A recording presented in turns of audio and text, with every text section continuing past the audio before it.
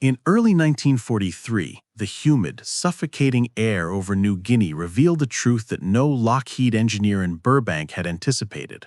The P-38 Lightning, America's most advanced twin-engine fighter, was struggling against the A6M0 in the very environment where it was needed most. On paper, the P-38 was untouchable, fast, heavily armed, and capable of climbing like a rocket. In high-altitude intercepts, it dominated Japanese bombers and outpaced their escorts with ease. But New Guinea was not Europe, and the realities of the Southwest Pacific demanded a very different kind of fighting. Missions launched from Dobodora and Port Moresby descended quickly into knife-range battles above treetops, where visibility was poor, air was thick, and dogfights compressed into brutal turning contests. In these low-altitude engagements, the vaunted Lightning suddenly felt clumsy. Pilots reported that in hard turns, the elevator shook violently, the tail buffeted, and the aircraft began to hunt unpredictably. It was not aerodynamic compressibility. That phenomenon plagued P-38 pilots at high speed and high altitude. This was something else. A vague, mushy feel in the elevator, caused by slack in the trim tab linkage and inconsistent tension in the control cables that ran through the twin booms. At low speed and high angle of attack, the elevator simply did not bite cleanly. Pilots found themselves hauling back on the yoke, while the Zero, lighter and built for low-speed maneuvering, carved inside their turn with frightening ease. Reports from the 5th Air Force units poured in through the spring of 1943. Elevator shudders in tight turn. Heavy stick, poor response. Cannot match Zero below 5,000 feet except in dive. Lockheed responded with pages of engineering explanations and assurances that the P-38 had been designed for high-altitude European combat, not tight jungle dogfights at 300 feet. One engineer even wrote, "The aircraft performs within expected tolerances." But expected tolerances meant something very different to pilots who were burying their friends on Dobudora's red airstrips after every mission. Combat diaries from the 39th and 431st Fighter Squadrons captured the frustration vividly. Lieutenant Jack Purdy wrote, "We have the speed, but not the teeth. She shakes like a wet dog in the turn." Another pilot was harsher. "The Zero owns the horizontal plane. We own nothing if we can't turn in to brake." The Lightning could dive away, yes, but dive and run was not always an option when missions required escorting lumbering A-20 Havocs or strafing convoys crawling along the Japanese-held coasts. Worse, Japanese pilots had learned to bait P-38s into low-speed merges, then trap them in tightening spirals. A veteran of the Tainan Air Group described the tactic. Force him to pull too hard. The big one shakes, the pilot hesitates, and then he is ours. By mid-1943, P-38 losses were rising during low-altitude operations, an unthinkable pattern for an aircraft that was supposed to be the technological answer to the nimble Zero. Squadron mechanics fought endlessly with cable tension adjustments, trying to remove the slop from the trim tab system, but they were bound to Lockheed specifications. Anything outside the manual was labeled unauthorized modification, and unauthorized modifications were the fastest way to lose your job, your rating, or your aircraft. Still, combat pressure built like steam in a sealed boiler. Pilots were dying, missions were failing, and no official fix was coming. In this atmosphere of desperation, far from California, surrounded by mud, mosquitoes, and the smell of avgas, rumors began to spread. Some pilots whispered that the elevator problem would eventually be solved by a major redesign. Others said they simply needed more practice fighting the Zero's style. But a quiet few, mostly the younger flyers, believed something simpler was wrong. The Lightning's elevator system just wasn't tight enough for jungle dogfights. Among those younger pilots was a wiry, sharp-eyed first lieutenant of the 431st Fighter Squadron named Roger Hap Hayes. Hayes had flown enough sorties to understand the P-38's strengths and weaknesses better than the engineers who had built it. He loved the Lightning, trusted its engines, and knew its guns were the best in the theater. But he also knew something was fundamentally off in the way the aircraft responded in high G turns. More importantly, Hayes possessed the one trait that the Southwest Pacific rewarded more than any technical degree. He paid attention to small things. He watched mechanics adjust control cables. He studied how trim tabs vibrated on takeoff. He traced the linkage through the tail booms and felt, quite literally, the slack with his own hands. Hayes began telling anyone who would listen that the elevator issue was mechanical, not aerodynamic. The engineers dismissed it. Some pilots laughed at him. But the war in New Guinea did not care about design boards or factory manuals. It cared only about who lived through the next sortie. And Hayes, chewing on the problem night after night, as Zero pilots continued to outturn and outrate American fighters in the weeds, started to consider a fix so simple and so unorthodox that no engineer would ever take it seriously. A fix that involved nothing more than a strip of metal, 2 bolts, and a length of wire. A fix that would be ridiculed, forbidden, and eventually credited with changing the way the P-38 fought in the Southwest Pacific. Hayes had not yet acted, but the seed had been planted. The Lightning was about to receive one of the most unlikely battlefield upgrades of the entire war. Roger Hap Hayes was not an engineer by training, but months of wrenching on his own P-38 with WWII crew chiefs had given him an instinct that no factory diagram could match. He knew the Lightning's elevator cables were too loose for the violent, low-speed, high-G dogfights the Southwest Pacific demanded. At high altitude or in gentle maneuvers, the slack didn't matter. But down low, when a Zero pulled a brake turn and forced a P-38 into a last-ditch maneuver to avoid a burst of 7.7 millimeter fire, that tiny softness in the linkage became a lethal delay. Hayes kept saying it. The Lightning isn't slow, it's sloppy. Tighten the system and she'll turn. His squadron mates rolled their eyes. They were pilots, not amateur mechanics. Besides, Lockheed had already said the control field was within acceptable parameters. When a major aircraft manufacturer says acceptable, a lieutenant's opinion doesn't carry much weight. But Hayes had an advantage Lockheed engineers did not. He fought in the plane every single day. He felt the airframe shudder during brake turns, sensed the tail buffet, and knew the exact instant when the elevator refused to bite. And unlike engineers thousands of miles away, he couldn't afford to wait for a memo or a redesign. Zero pilots weren't waiting. On the red airstrips at WWII, mechanics worked in sweltering heat, stitching battle damage, patching aluminum skins riddled with shrapnel, and coaxing the twin Allisons back to life after missions that pushed them far beyond factory specifications. These were men who improvised constantly, repairing castings with bushings made from Coke cans, straightening bent panels over wooden blocks, and jury-rigging coolant lines with whatever metal tubing they had on hand. To them, the line between authorized and functional blurred daily. Hayes saw that spirit and embraced it.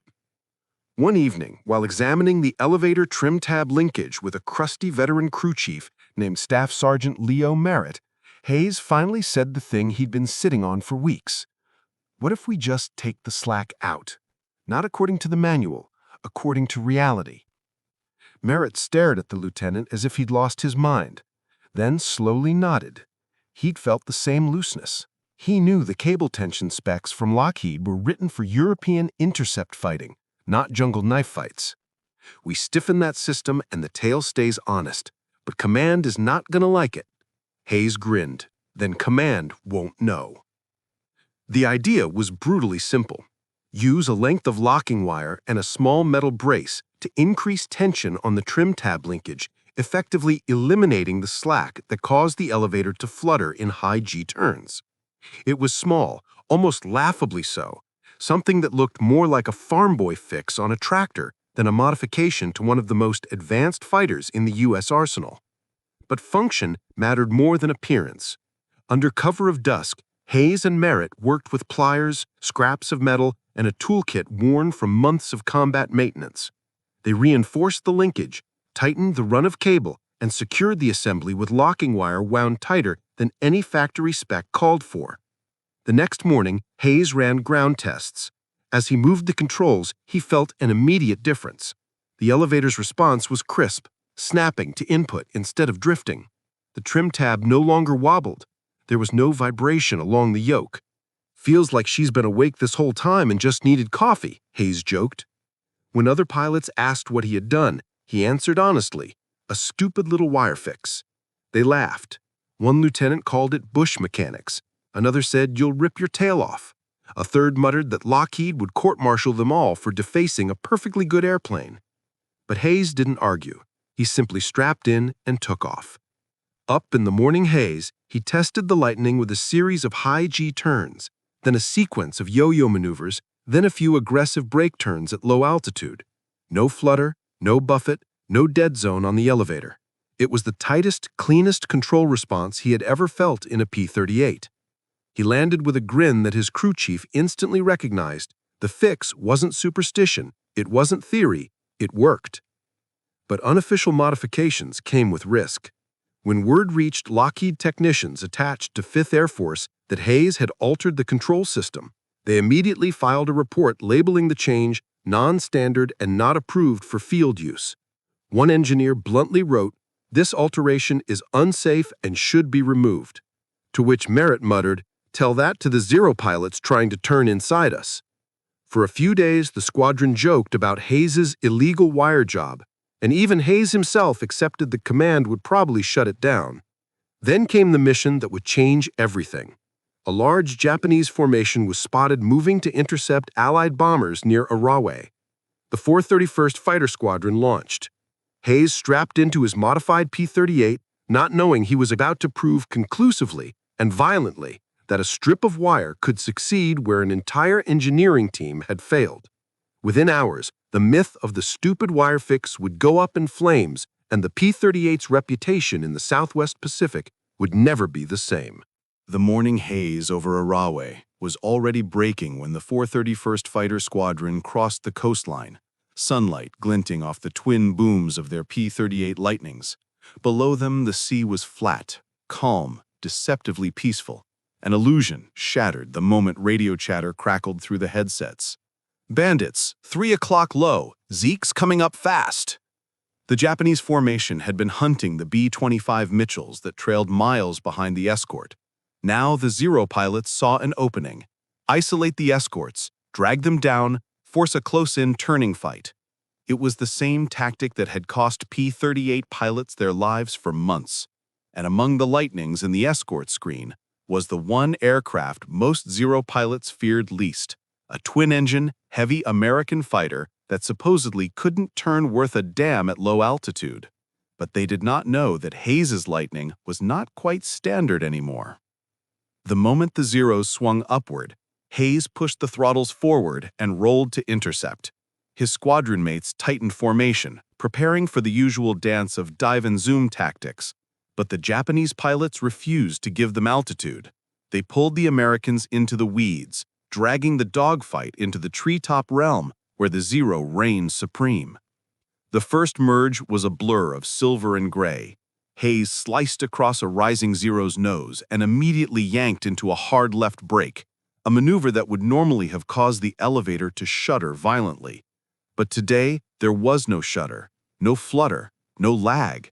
The yoke responded instantly, almost eagerly, like a tightened bowstring. Hayes felt the Lightning bite the air, dig in, and pivot far sharper than it ever had before. The Zero overshot by a full plane length. "Holy hell, she holds!" Hayes shouted into the radio, his voice half disbelief, half exhilaration. He rolled back into the Japanese fighter's wake and fired a short burst. The 20mm cannon shells tore through the Zero's right wing root. The aircraft snapped downward, trailing smoke. Kill number 1. But Hayes had no time to celebrate. 2 more Zeros dropped in from above, their pilots confident they could pin the P-38 in a rolling scissors. Normally, they would have been right. The Lightning's sluggish elevator response in this regime made it vulnerable to quick-reaction Japanese maneuvers. But Hayes had something they didn't expect: immediate elevator authority. He yanked the P-38 into a high-G climbing spiral. Again, no buffet, no hesitation. The tail stayed rock solid. Hayes reversed the turn, executed a tight descending yo-yo, and came down right behind the lead Zero. Another burst, another plume of smoke. Kill number 2. Now the remaining Zero pilot realized something was wrong. This P-38 was not fighting like a P-38. It was cutting inside him, inside a Zero, something doctrine insisted was impossible. He tried to force a flat turn, bleeding speed to tighten the radius. Hayes matched him effortlessly. The The stupid wire fix held the elevator firm even as the lightning clawed through the turn, its Allison screaming, wingtips brushing humid air. "Where the hell did you learn to turn like that?" another P-38 pilot shouted over the headset. Hayes didn't answer. He was too busy closing the gap. At 50 yards, he tapped the trigger. The concentrated fire from the nose-mounted machine gun stitched across the Zero's fuselage. The Japanese fighter exploded into flame and spiraled into the jungle canopy. Kill number 3. 7 minutes had passed. 3 Zeros were down, and every American pilot witnessing the fight knew immediately what they had seen. A P-38 Lightning turning inside Japanese fighters at low altitude as cleanly and confidently as a Spitfire. The dogfight dissolved as the remaining Japanese aircraft disengaged. Hayes climbed out of the treetops, heart pounding, sweat running down his oxygen mask. He barely believed it himself. The Lightning hadn't just survived the turning fight, it had dominated it, and the fix that made it possible wasn't an advanced engineering breakthrough or a factory-approved upgrade. It was a strip of locking wire and a brace installed at dusk in the corner of a dusty WWII revetment. Back at WWII, ground crews and pilots gathered around Hayes's aircraft the moment it rolled to a stop. Mechanics peered at the tail assembly, shaking their heads in disbelief. Word spread like wildfire up and down the airstrip. Hayes had shot down 3 Zeros in 7 minutes and done it by out-turning them. The laughter about the stupid wire fix vanished overnight. Squadron leaders demanded details. Crew chiefs crawled under the tailplanes with flashlights. Pilots who had mocked the idea the previous week now asked Hayes to show them the exact location of the modification. "Lockheed says this is unsafe," one mechanic muttered. Merritt grinned. "Tell Lockheed to come fight Zeros down here." The after-action report filed that afternoon was dry, factual, and unemotional, as such documents always were. But buried between the lines was a revelation that would ripple across the entire Southwest Pacific. The P-38 Lightning, with a simple field fix, had finally learned to fight where the Zero had always dominated. And the pilots of WWII knew the truth before any engineer did. Nothing about this war would ever be the same again. By nightfall, the story of Hayes's 7-minute triumph had traveled the length of WWII's airstrips, through mess tents, maintenance sheds, revetments, and briefing shacks still stinking of sweat and spilled avgas. People recited it like a campfire myth. 3 Zeros, 7 minutes, a P-38 turning like a damn razor. But the most important detail, the one that made mechanics drop their tools and pilots abandon their meals, was whispered with growing urgency. He did it with that wire fix. Mechanics from the 431st Fighter Squadron were the first to swarm Hayes's Lightning after the mission, but they weren't alone for long. Crew chiefs from the 39th, 475th, and 80th Fighter Groups walked over, pretending they were just curious, but everyone knew they wanted one thing: to see the mod with their own eyes. Hayes stood off to the side, leaning against a fuel drum, helmet dangling from his hand, watching grown men argue over a piece of wire like it was top-secret technology. Merritt, his crew chief and co-conspirator, squatted beneath the tailplane with a flashlight, pointing at the reinforced linkage and the wrapped wire. "It's nothing," he said, almost embarrassed. "We just stiffened the trim tab run, tightened it beyond Lockheed specs." "Beyond specs?" one mechanic barked. "It's beyond sanity." "Sanity doesn't shoot down 3 Zeros," someone else replied. The argument didn't last long. In war, results outrank theory, and Hayes had just delivered results measurable in wreckage. Within hours, crew chiefs were dragging their own P-38s into position, lying on their backs in the mud with pliers and locking wire, copying the unofficial modification bolt for bolt. Some improved it, adding extra bracing or cleaner wire wraps. Others asked Merritt to supervise so they'd do it wrong the right way. By midnight, more than a dozen Lightnings on the WWII strips had received the mod. The next morning, Lockheed liaison engineers discovered what had happened. When they saw half the fighters in the 431st sporting unauthorized bracing and tensioned wire on their elevator trim tab systems, they nearly exploded. "This violates every maintenance protocol in the manual," one shouted. "You're putting pilots at risk," another warned. Merritt crossed his arms. "Pilots were dying before we fixed it. You want to fight Zeros down here? Be my guest." The engineers filed formal complaints up the chain of command, labeling the modification unsafe, unauthorized, and non-compliant with approved factory tolerances. But even as they wrote the reports, more P-38s were being pulled into shade tarps for the fix. Lightning pilots had been waiting months for something, anything that could level the playing field at low altitude. Now, suddenly, they had it, and they trusted the results far more than they trusted paperwork. Over the next week, pilots returning from sorties reported dramatic improvements in handling. The flutter was gone. The sloppy elevator response was gone. The tail buffeting and brake turns was nearly gone. The P-38 suddenly felt like a different airplane, alive, responsive, dangerous. Tactics shifted almost overnight. Instead of avoiding low-altitude turn fights, pilots began initiating them. They could now cut into a Zero's first move, forcing overshoots. They could snap into a yo-yo without fear of a dead patch in the elevator response.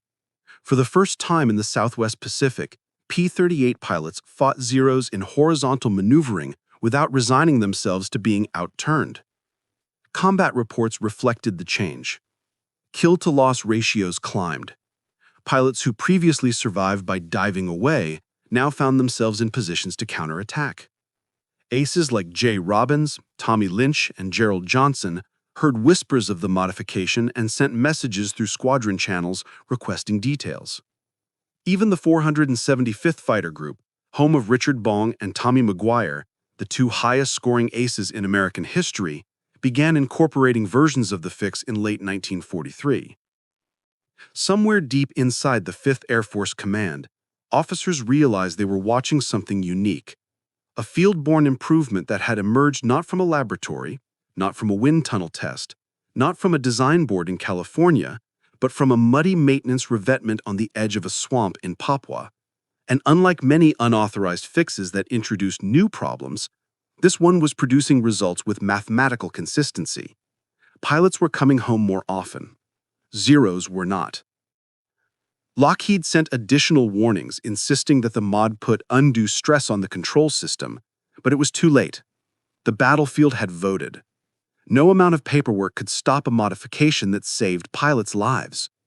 By December 1943, the stupid wire fix, once mocked as amateurish, had become a quiet standard across WWII. Crew chiefs added it automatically unless a commander explicitly forbade it. The 5th Air Force did not officially endorse the mod, but neither did they shut it down. Commanders simply looked the other way. Results in this theater were the only currency that mattered. And as the wire fix spread, something remarkable happened. The Zero, once feared as unbeatable in low-altitude turning fights, began losing its aura. Japanese pilots were stunned to find lightnings that no longer wallowed in the turn. They expected the usual lag in American controls, but were instead confronted with a fighter that bit hard, held its line, and counter-turned with predatory precision. "The Americans have changed something," one Japanese pilot wrote in a diary recovered after the war. "Their twin-engine fighter turns more sharply than before." For the first time since arriving in the Southwest Pacific, P-38 pilots felt like they were flying a plane that matched their courage. The fix was crude, simple, unapproved. It was also transformational.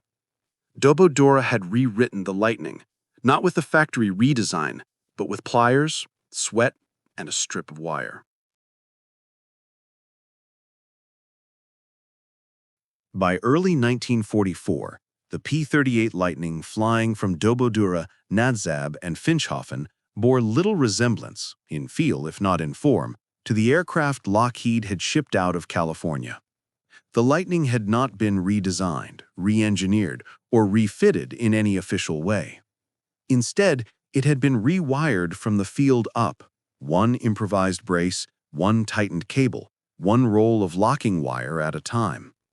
What began as a single lieutenant's stupid wire fix had quietly evolved into a new standard within the 5th Air Force. And as mission after mission returned with more victories and fewer funerals, an unspoken truth settled across the Southwest Pacific. The front line had solved a problem the factory could not. The impact became measurable in combat statistics. After the adoption of the wire fix, P-38 squadrons reported smoother elevator response, reduced buffet, and, most importantly, higher turning performance at low altitude. Where the Zero had once dominated the horizontal plane, it now found an American fighter capable of biting back. In January 1944, multiple squadrons filed reports noting that P-38s held the turn, or forced overshoots, phrases that had been virtually unheard of the previous year. The new confidence showed in the way pilots fought. They no longer avoided low-speed engagements. They no longer dreaded the first hard break. Instead, they tempted Zero pilots to turn with them, knowing the Lightning could now match the initial radius long enough to break the Japanese pilot's expectation and sometimes his nerve. As the fix spread across the theater, Lockheed engineers scrambled to understand how a modification they had explicitly rejected could be producing results. Technical teams sent to the front examined aircraft and discovered, to their astonishment, that the field modification did not introduce the structural risk they had predicted. The brace and wire tensioning, while crude, reduced vibration stress by preventing flutter and stabilizing the entire tail assembly. A veteran test engineer later admitted, "It should not have worked, but it did. The field saw something the wind tunnel didn't." Eventually, Lockheed quietly updated maintenance guidelines for later P-38 production blocks, increasing cable tension ranges and improving trim tab bracing. The company never officially credited Hayes or the Dobodora mechanics. The change appeared in technical orders without fanfare, but among pilots, the truth was well known. The fix came from the mud, not the factory. The deeper legacy, however, was cultural, not mechanical. What Hayes had demonstrated, and what the entire 5th Air Force came to embrace, was the idea that the frontline pilot's experience carried a kind of authority that no engineering textbook could match. In the Southwest Pacific, the environment was the enemy as much as the Japanese. Heat warped metal, humidity weakened fabric, mud swallowed equipment, airstrips cracked under monsoon rains. In such a place, the notion that a factory thousands of miles away always knew better was naive. The battlefield was the true wind tunnel. This realization reshaped U.S. tactical innovation. Field modifications, once frowned upon, became a hallmark of the theater. The P-38's wire fix joined a lineage that included the F-4U Corsair's night fighter jury-rigged conversions, the B-25's gut instinct strafing gun packs in the 3rd Attack Group, and the P-47's makeshift belly tanks forged from scrap. The Pacific became a laboratory where necessity overruled doctrine. As veterans looked back after the war, they spoke of the wire fix not as a technical footnote, but as a symbol of adaptability. Engineering built the plane, war built the fighter. Another, interviewed in the 1970s, put it more bluntly. Lockheed gave us what they could.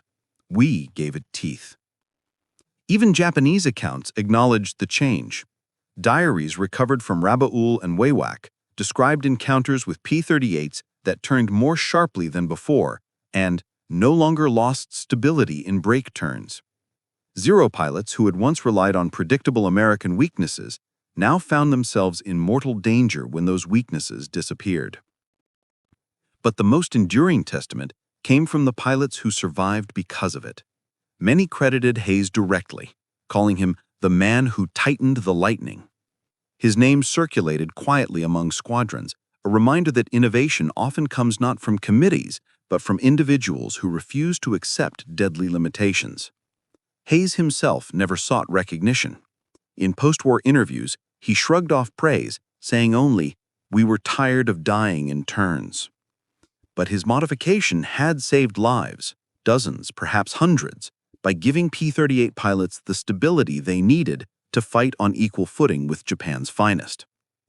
When the war in the Pacific finally ended and the P-38s were ferried home or scrapped in place, the wire fix disappeared with them. No museum displays it, no technical order acknowledges it by name, no Lockheed documentation celebrates it. But among the men who flew the Lightning in New Guinea, the memory lives on. A strip of wire, tightened in defiance of manuals and experts, that turned the tide of a theater. And that is what makes its legacy so powerful. It wasn't heroic just because it worked. It was heroic because it was born from the raw urgency of combat, from a lieutenant's refusal to accept death as an engineering inevitability, from a crew chief's willingness to trust a pilot's instincts, and from a squadron that believed results mattered more than reputation. The Zero had been the master of the low-speed turning fight for 2 years, but after one unapproved modification, copied under lantern light across Dobodura's muddy revetments, the P-38 Lightning finally learned to fight the way the Pacific required. All because one pilot looked at a sloppy elevator linkage and thought, "I can fix this," and because the war in the Pacific gave him no choice but to try.